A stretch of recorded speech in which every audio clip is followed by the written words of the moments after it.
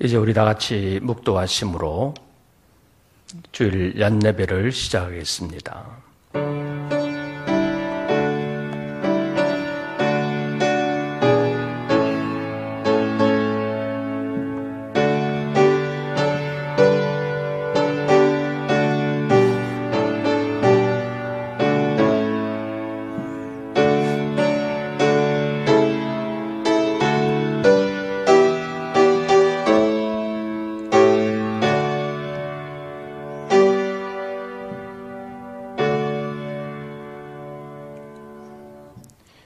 여호와여, 이제 주는 우리 하나님이시니이다.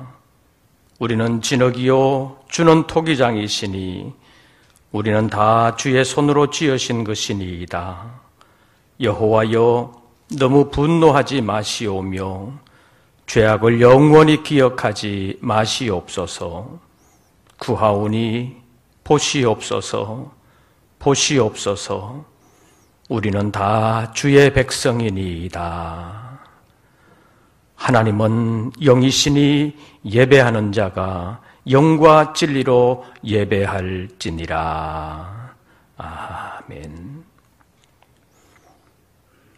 여러 가지 고난과 역경 속에서도 주님을 바라보는 열심을 가지고 주님의 이름으로 머리를 숙입니다.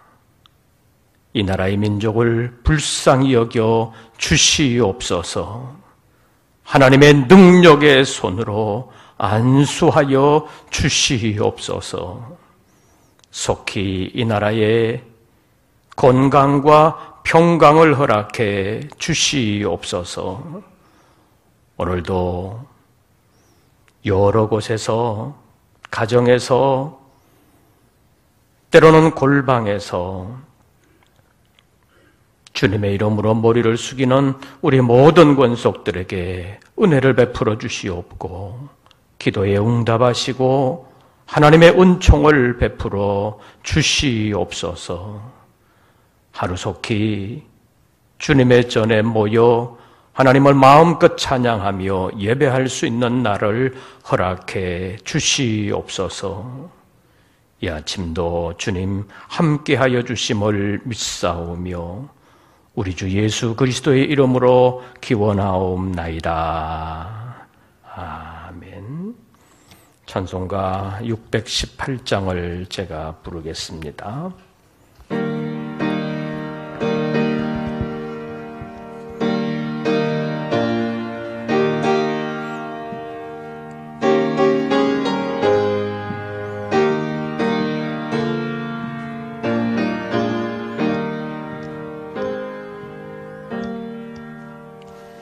나 주님을 사랑합니다.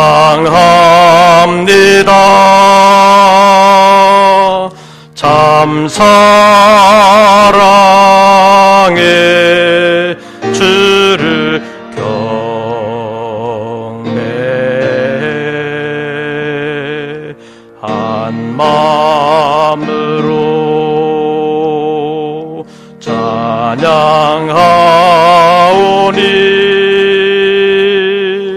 우리들의 기도 들으소서.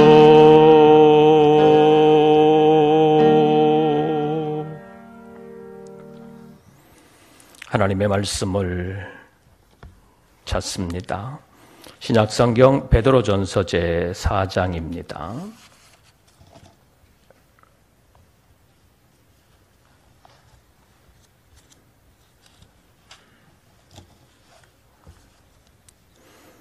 베드로전서 제4장 12절부터 19절까지 신약성경 381쪽 베드로전서 제4장 12절부터 19절까지의 말씀을 제가 봉독하겠습니다.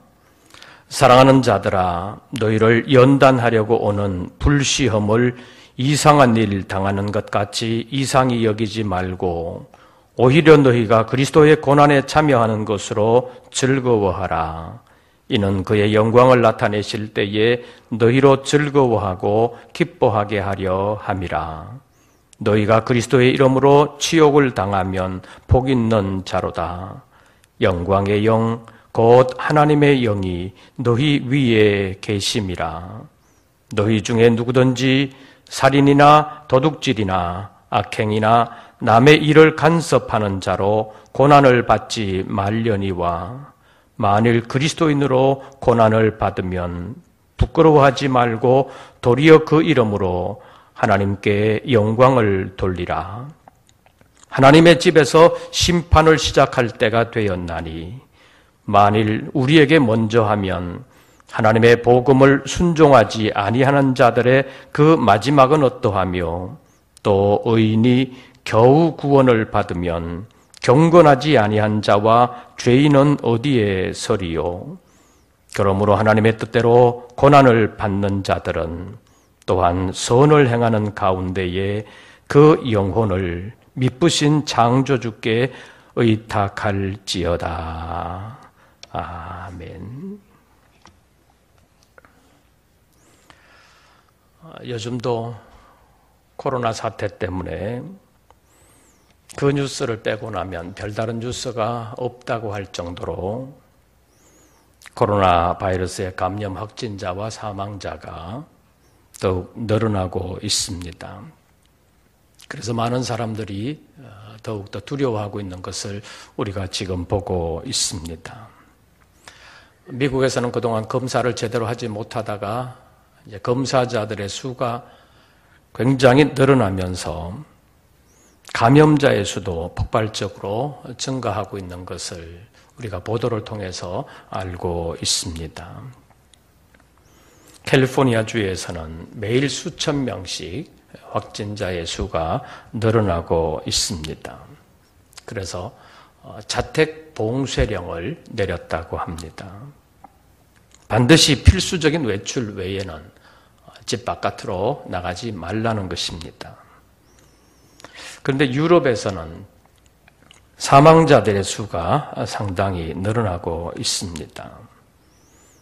또 새로운 연구에 의하면 거의 증상이 없는 사람 가운데 확진자들이 많이 나올 수 있다는 보도가 나오고 있습니다. 다시 말하면 가벼운 감기처럼 아무 증상 없이 지나가는데도 다른 사람에게는 감염시킬 수 있는 그런 현상이 나타날 수 있다는 것입니다. 그래서 이 바이러스 사태가 이제 여름을 맞이하면서 지나가는 듯 하다가 오는 겨울에 코로나 독감으로 찾아오지 않을까 하는 조심스러운 전망도 있습니다. 미국의 발표에 의하면 기존에 사용하고 있었던 말라리아 약이 이번 바이러스 환자들에게 상당한 치료 효과가 있다고 지금 발표되고 있습니다. 어쨌든 이번 코로나19 사태를 세계보건기구 WHO가 팬데믹이라고 하는 세계적인 대유행을 선언하면서 세계적으로 퍼져가고 있는 것을 우리가 지금 보고 있습니다. 우리나라의 경우도 신규 확진자가 2자릿수로 늘어나는 것 같더니 그저께는 147명이 늘어나면서 다시 3자릿수로 늘어난 것을 우리가 보고 있습니다. 그런 일들로 인해서 교회도 상당히 어려움을 겪고 있습니다. 우리 교회도 3월 첫째 주일과 둘째 주일을 영상 예배로 드리다가 셋째 주일에 함께 모이기는 했었었는데 그 다음 날 성남에 있는 어느 교회에서 교인들의 절반 가까이가 확진자로 검사 결과가 발표되면서 언론의 집중 조명을 받게 되었고 교회가 여러 언론에 문매를 맞는 그런 일이 생겼습니다. 사실 그 교회는 어느 교단에도 속하지 않은 교회였고 또 다른 이상한 치유사역을 한다는 말도 있습니다. 그 교회에서 확진자가 오는 교인들에게 소독해 준다고 소금물로 입에 스프레이를 하는 일이 있었던 것을 보도를 통해서 우리가 보았는데 그것이 많은 확진자를 만들어낸 요인이 아니겠나라고 보기도 하는 것입니다. 그 교회가 어느 교단에 속하지 않았지만 신천지도 교회의 하나 아니냐 그렇게 보는 일반인들의 눈에는 다 같은 교회라고 보기 때문에 이 땅의 모든 교회들이 또 함께 욕을 먹는 그런 일이 된 것입니다. 그래도 주일 예배는 교회에서 모여서 드려야 되지 않냐 그렇게 말을 할 수 있고 실제로 드릴 수도 있습니다. 예를 들어서 우리 교회만 놓고 보면 우리 교회도 주일 예배를 교회에서 여러 가지 조치를 취하고 드릴 수도 있습니다. 그런데 한국 교회 전체에 미치는 영향이 상당히 부정적으로 나타나고 있는 것을 우리가 간과할 수가 없습니다. 그래서 전도의 문을 막아버린다는 문제가 있습니다. 이것과 관련해서 2007년 아프가니스탄에 선교팀을 보냈다가 일이 생긴 것을 우리가 생각해 볼 수 있습니다. 분당에 있는 어느 교회가 이제 여름 방학을 이용해서 단기 선교팀이라고 해서 20명을 아프가니스탄으로 선교와 봉사를 목적으로 보냈습니다. 카불에서 칸다하라는 지역으로 가는 도중에 이슬람 무장단체 탈레반에 납치를 당했습니다. 현지 안내하는 사람 3명을 포함해서 23명이 납치를 당했기 때문에 국가적인 관심사가 되었고 언론에 매일 시간 우리나라뿐만 아니라 전 세계 언론이 이 사건을 보도하게 되었습니다. 여러 가지 노력을 국가가 기울이는 가운데 국내에 있는 사람들 가운데서 반기독교적인 성향을 가진 사람들이 거기는 여행 제한 구역으로 이미 정부가 공표를 하고 가지 말라고 했는데 그것을 어기고 갔으니까 도와줄 필요가 없다. 또는 가서 죽어도 싸다. 그런 굉장한 비판들이 나오게 된 것입니다. 결국 2명이 살해를 당하고 나머지는 우여곡절 끝에 풀려나기는 했는데 그 사건을 통해서 한국교회가 여러 가지 어려움을 겪게 되었습니다. 그래서 우리가 이번 코로나19 사태를 겪으면서 유념해야 될 것이 있습니다.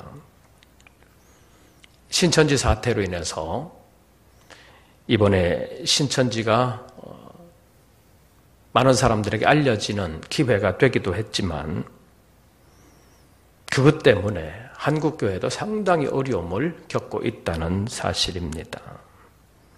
옛날 시한부 종말론 때도 그랬었습니다. 그래서 산상수훈에서 예수님께서 제자들을 복음으로 훈련시키신 후에 마태복음 제10장에 있는 말씀을 보면 제자들에게 천국 복음을 들려 세상으로 보내시면서 하신 주님의 말씀, 내가 너희를 보냄이 양을 이리 가운데 보냄과 같도다 하는 이 말씀을 깊이 생각해 볼 필요가 있습니다. 양을 이리 가운데 보냄과 같다고 말씀하시면서 예수님께서 그러므로 너희는 뱀같이 지혜롭고 비둘기같이 순결하라고 말씀하셨습니다. 그냥 우직한 것만이 능사가 아니라는 것입니다. 순결하되 지혜로워야 된다고 말씀하셨습니다. 나 혼자, 내 가족, 우리 교회만 생각하는 것이 아니라 한국 교회와 아직도 구원의 복음을 들어야 되는 이 나라 이 백성을 생각해야 된다는 것입니다. 그리고 또 한 가지는 이런 기회들을 통해서 기독교회에 알게 모르게 뻗치고 있는 마귀의 괴계가 있다는 사실입니다. 정치인들이나 목회자들이나 교인들이나 교회에 대해서 거의 알지 못하고 있는 사람들이거나 간에 이런 시류에 편성을 해서 결국에는 교회를 어지럽히는 일이 그 일에 마귀에게 이용당하는 사람들이 많이 일어나지 않도록 우리가 기도해야 될 것입니다. 이 사태가 지나가되 하나님의 영광이 가리워지지 아니하도록 기도해 주시기를 바랍니다. 한국교회가 이 일로 인하여 더 곤욕을 치르지 아니하도록 기도해 주시기를 바랍니다. 그래서 오늘 본문을 생각해 보려고 합니다. 오늘 설교의 제목은 받아야 하는 고난. 말로만 하면 잘 구분이 안 되는데 뒤에 물음표가 있습니다. 그냥 받아야 되는 고난이 아니라 정말로 받아야 되는 고난인가 아닌가 하는 것을 생각해 보자는 것입니다. 좀 더 구체적으로 말하면 우리가 당하는 고난이 하나님의 뜻에 맞게 하나님의 영광을 드러내는 고난인가 아닌가를 생각해 보자는 것입니다. 첫째로 오늘 본문에는 두 종류의 고난이 나옵니다. 첫째는 그리스도의 고난이라고 불리는 것입니다. 13절 말씀을 보면 너희가 그리스도의 고난에 참여하는 것으로 즐거워하라 이런 표현이 있습니다. 그리스도의 고난이라고 불리는 고난. 이 고난은 하나님의 영광을 드러내는 고난을 의미합니다. 예수님께서 이 땅에 오셔서 당한 모든 고난이 여기에 속합니다. 예수님은 하나님의 뜻을 이루시기 위하여 이 땅에 오셨고 이 땅에 오셔서 여러 가지 일을 하시는 동안 많은 고난을 겪으셨습니다. 이 땅에서의 예수님의 삶은 고난으로 시작해서 고난으로 마쳤다고도 말할 수 있습니다. 그러나 우리는 하나님의 뜻과 하나님의 영광을 말하고 하나님의 나라를 소망한다고 하면서도 그리스도의 고난에 동참하지 못하고 회피할 때도 많이 있습니다. 그런데 우리가 알아야 될 것은 이러한 그리스도의 고난에 동참하지 않고는 하나님의 영광에 이룰 수 없다는 사실입니다. 성경은 이것을 아주 분명하게 말씀하십니다. 히브리서 12장 2절에서 교훈하시기를 그리스도는 앞에 있는 즐거움 곧 하나님 나라의 즐거움을 위하여 십자가를 참으셨고 부끄러움을 개의치 아니하시더니 마침내 승리하시고 하나님 보좌 우편에 앉으셨다고 말씀하고 있습니다. 로마서 8장 17절에서는 이러한 그리스도와 함께 영광을 얻기 위해서는 그리스도와 함께 고난도 받아야 된다고 말씀하고 있습니다. 지금 우리는 사순절 기간을 보내고 있습니다. 그런데 코로나19 사태 때문에 거의 모든 삶이 일그러져 있습니다. 생업전선에도 먹구름이 드리워져 있습니다.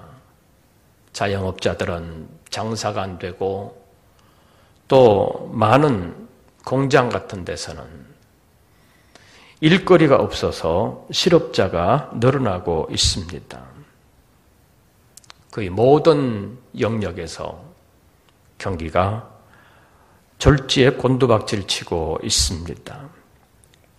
세계가 난립니다. 코로나19 바이러스 때문에 국경 봉쇄령이 내려지기도 하고 자택 봉쇄령이 내려진 나라도 있습니다. 그래서 미국의 보도에 의하면 캘리포니아 지역에서는 거리가 완전히 한산합니다. 사람이 거의 다니지를 않습니다. 식당도 영업도 못하고 그냥 배달 음식만 주문 들어온 것을 만들 수 있는 그런 현상이라고 합니다. 원치 않는 고난의 연속이라고 말할 수 있습니다. 그래서 우리가 당한 고난은 속에서 그리스도의 고난을 생각할 수 있는 기회가 되어야 합니다. 예수님께서 당하신 고난은 우리를 위한 고난이셨습니다. 그래서 그 예수님의 고난, 그리스도의 고난을 생각하면서 그리스도의 고난에 참여하는 것은 즐거움이라는 사실을 우리가 알아야 된다는 것입니다. 오늘 본문 13절 말씀을 보시기를 바랍니다.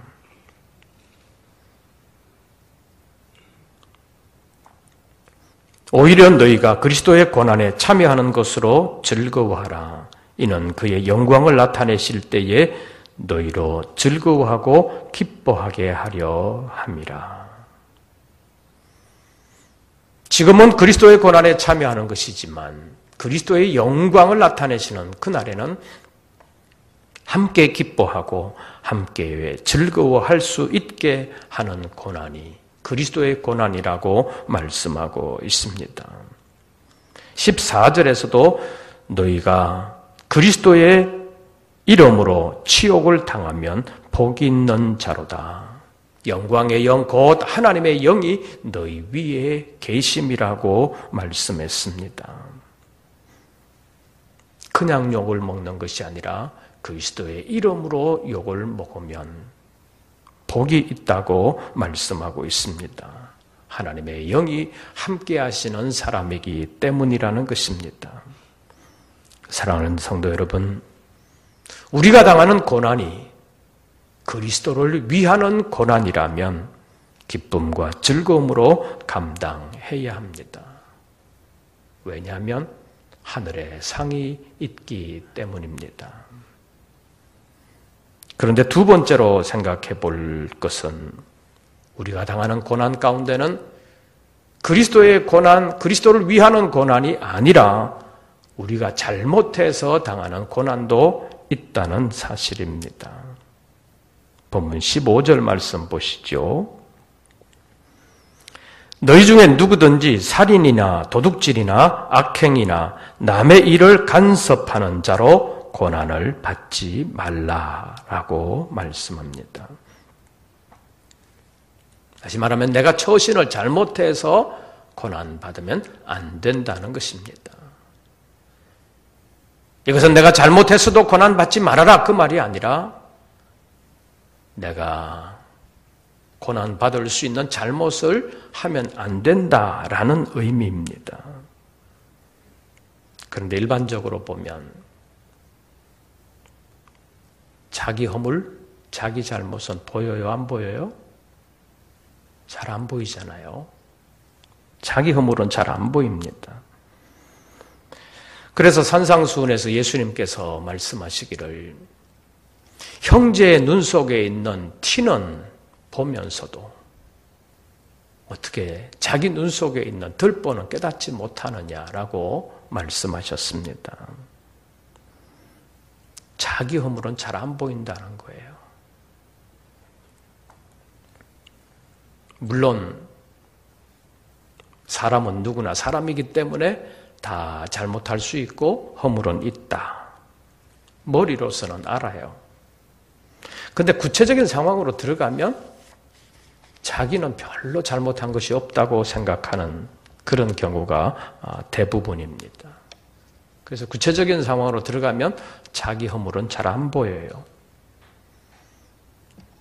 그래서 이 땅에 사는 많은 사람들 가운데서도 특히 우리나라 정치 현실을 보면 좌우가 아주 격렬하게 싸우는 것처럼 보이는데 자기 편의 허물은 안 보입니다. 뭐가 잘못했냐, 누구는 안 그러냐, 그런 식으로 말하고 있는 것을 우리가 보고 있습니다.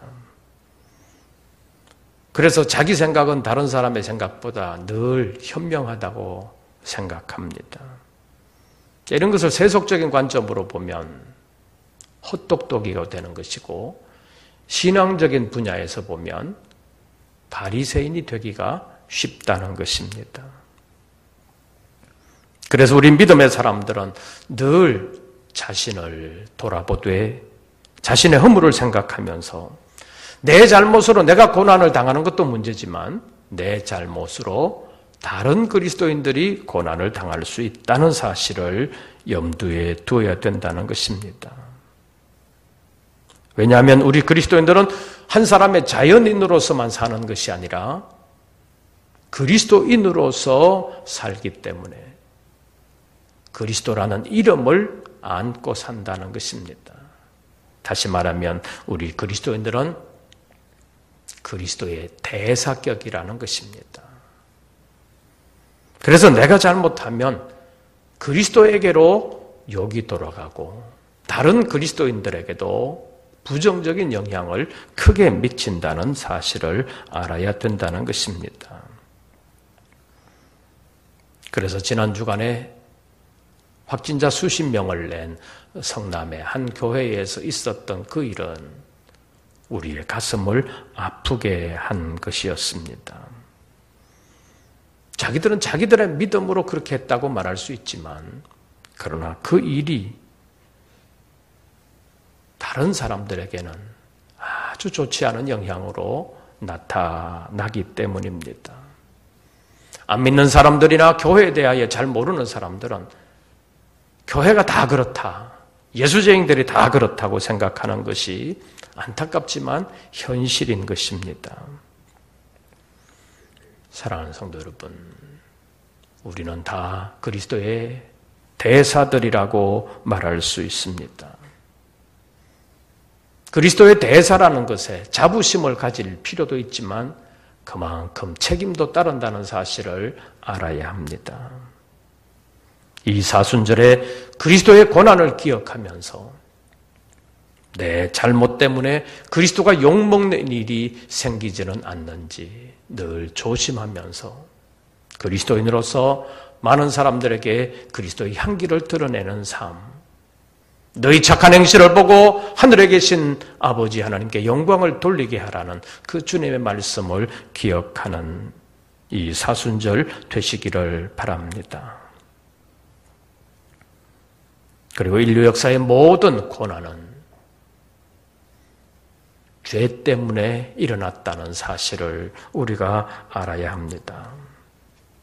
하나님의 말씀에 불순종한 죄, 마귀의 꾀임에 빠져서 첫사람 아담 하와가 하나님을 거역한 죄 때문에 모든 고난이 시작됐다는 사실을 알아야 합니다. 뿐만 아니라 고린도전서 15장 45절에 있는 말씀을 보면 마지막 아담이 되시는 예수 그리스도는 모든 사람을 살려주시는 영이라고 표현하고 있습니다. 고난 가운데 있는 사람들을 구원하여 고난이 없는 영원한 세상으로 인도하실 뿐만 아니라 그 세상에서 영원히 복되게 살아갈 수 있는 새로운 사람으로 지어주시는 분이 우리 주 예수 그리스도라는 것입니다. 그 그리스도께서 하나님의 저주로부터 고통당하고 있는 이 땅 모든 백성을 구원하시기 위하여 이 땅에 오셨을 뿐만 아니라 많은 고난을 담당하시고 마침내 승리하심으로 우리의 참 소망, 산 소망이 되셨다는 것을 우리가 잊지 말아야 합니다. 여러 가지 고난이 있지만 우리의 허물 때문에 당하는 고난도 있지만 그것 때문에 낙심하는 것이 아니라 그것 때문에 더욱더 주님을 의지하는 우리 모든 권속들 되시기를 바랍니다. 이사야서 63장 9절 말씀에 보면 하나님은 죄인에 대하여 징계하시지만 자기 백성의 모든 환난에 동참하시면서 그 백성들을 구원하시되 하나님의 사랑과 자비로 품고 안아주시는 분이라고 말씀하고 있습니다. 지난번에도 말씀드린 것처럼 이 코로나19 사태로 인하여 많은 사람들이 두려워하고 있습니다. 실상보다 더 두려워하는 것이 오늘날의 현상이라고 말할 수 있습니다. 이런 모든 어려움은 결국 인간의 죄 때문이라고 말할 수 있습니다. 그럼에도 불구하고 하나님은 우리를 이 고난 가운데 내팽개치는 것이 아니라 다시 하나님께로 나오기를 원하시고 하나님 의지하기를 원하시며 하나님께서는 자비와 사랑을 베풀어 주시기를 원하십니다. 진노 중에서도 다시 은혜를 베풀어 주시는 하나님이심을 기억하고 하나님을 의지하는 하나님의 사람들 되시기를 바랍니다.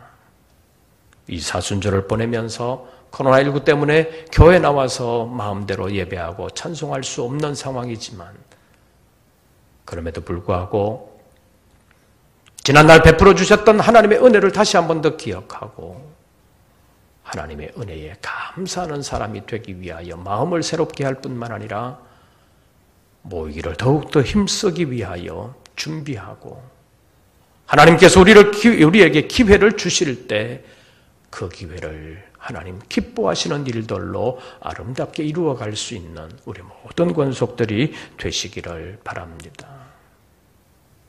교회에서, 가정에서, 때로는 일터에서 주님의 이름으로 주님을 예배하면서 주님과 함께 하기를 원하는 우리 모든 권속들 늘 주 안에서 평강하실 뿐만 아니라 주의 이름으로 이 한 주간도 잘 이겨내시고 있는 그곳에서 그리스도의 향기를 아름답게 드러낼 수 있는 우리 모든 권속들 되시기를 주의 이름으로 축원합니다. 기도하겠습니다. 여러 가지로 어려움이 많습니다. 그러나 이때도 지나가게 되는 줄로 믿습니다. 믿음으로 이겨내게 하여 주시옵소서.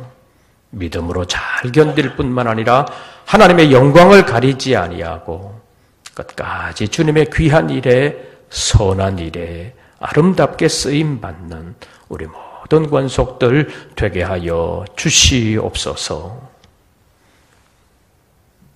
이제는 우리 구주 예수 그리스도의 은혜와 아버지 하나님의 크신 사랑과 성령님의 교통하심이 고난 중에서도 고난에 파묻혀 있지 아니하고 주의 이름으로 영혼의 고개를 들어 주님 바라보며 주님 기뻐하시는 믿음의 사람들이 되기를 원하며 주님 기뻐하시는 삶을 살아드리기를 원하는 우리 모든 권속들 위에 이제부터 영원토록 함께 하시기를 축원하옵나이다.